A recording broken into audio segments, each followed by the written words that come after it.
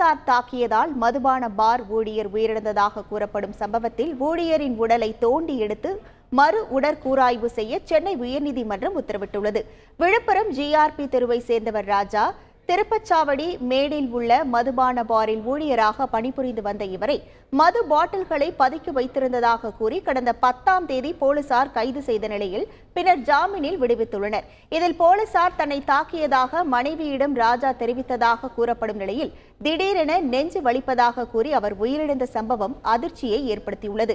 தொடர்ந்து மருத்துவ பரிசோதனைக்கு பிறகு ராஜாவின் உடல் அடக்கம் செய்யப்பட்ட நிலையில் தனது கணவரின் இறப்பில் மர்மம் இருப்பதாகவும் இதனால் அவரின் உடலுக்கு மீண்டும் உடற்கூராய்வு செய்ய வேண்டும் என ராஜாவின் மனைவி சென்னை உயர்நீதிமன்றத்தில் வழக்கு தொடர்ந்தார்.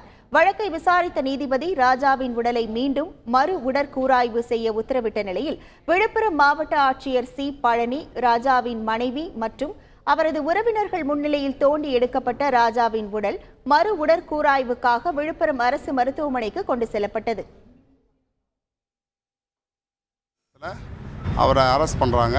மனைவியிடம் என்னை தாலுகா காவல் நிலையத்தில் என்னை அடித்து சித்திரவதை பண்ணாங்க, மாரிலே பூட்ஸ் காலால் உதைச்சாங்க அப்படின்ற தகவலை சொல்கிறாரு. நம்மளா தண்ணி கேட்குறாரு. அதுக்கப்புறம் அவர் உயிர் போயிடுது.